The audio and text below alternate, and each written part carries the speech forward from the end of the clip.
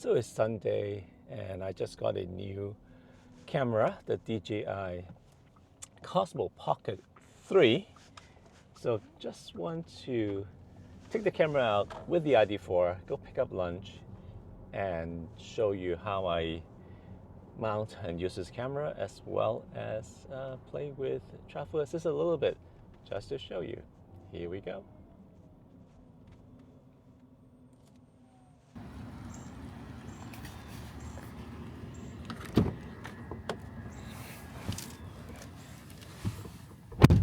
So this is the ID4, and as you can see, I have one of these suction cup mount set up right here.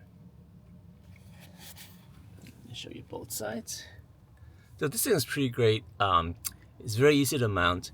You just push this button in to squeeze the suction cup, and then you pull this lever to put more pressure in. And it tends to stay, every couple of months, it will eventually fall off. Then I just clean it up, clean the plastic, and then push it back in, and it's fine. Now, you may notice I have it set up now going horizontally, and the reason is I always use the extended battery mount on my Pocket 3 because I needed the extra battery, and because of it, the whole setup is very long. So if I have it set up vertically, it doesn't work. There's not enough room from here to the bottom of my dash to hold the Pocket 3. So I have to do it horizontally, which means I have to film in portrait mode. But that's not really a problem because this camera has pretty good resolution, and I can just crop it back to landscape and just lose a little bit of resolution. So, by the way, I'm using this Ulanzi claw system. It is pretty useful. It's very quick. You basically push the plate in, or you press this thing to unlock it. You can see there are some, let's see if I can show you this better. Little teeth here to hold on to the plate, and it kind of snap into the edge of the plate on the outside. So let me mount this up and do some driving and let you check this out. So we're on route 2 west. So obviously travel assist is going to work way better here. So let me go a little faster, enable it, and then we're good. Now, if this guy doesn't do all the lane change, so I'm going to change lanes first. And now it found it. All right, up the speed a little. Set it to 70. The car in front of me is going 64, I guess. So we're going 64 right now. And while I am giving a little bit of resistance to the steering wheel so that the car doesn't complain, it is pretty much doing its own thing.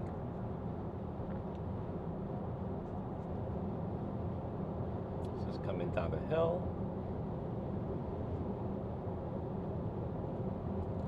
Some more lane change. And found it. That's all doing well.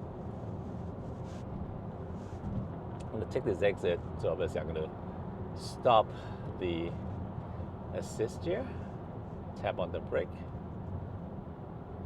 and I'm just going to coast out from here.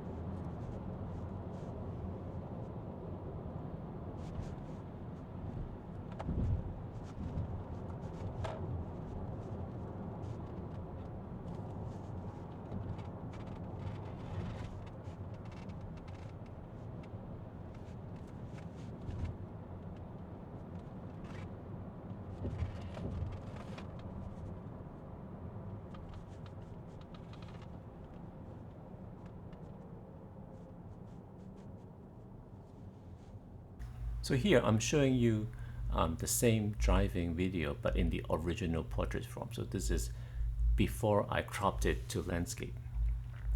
As you can see, it is pretty close. I lose a little bit of detail, but not that much.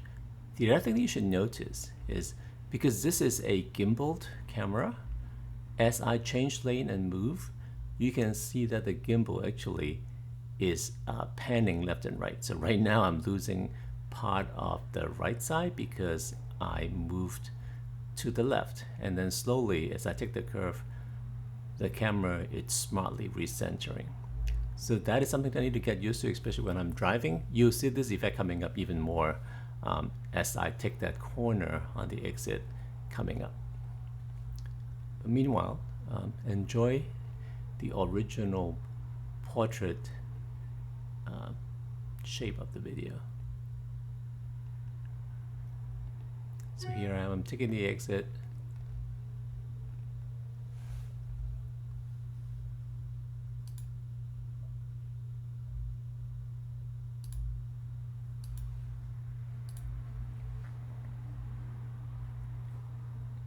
And you can see how the camera is panning a little bit as I turn.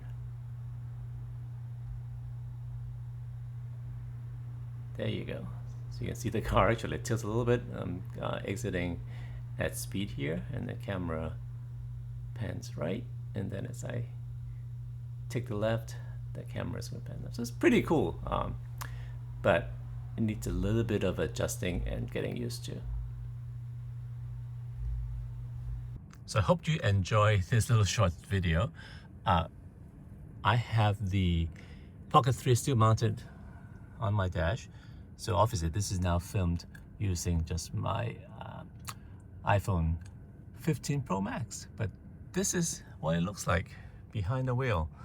So again, that little suction mount, the Ulanzi claw system, and then the Pocket 3 filming in portrait mode, and I just crop it back to landscape for the videos. Hope you enjoyed this. Please like and subscribe. See you in the next video.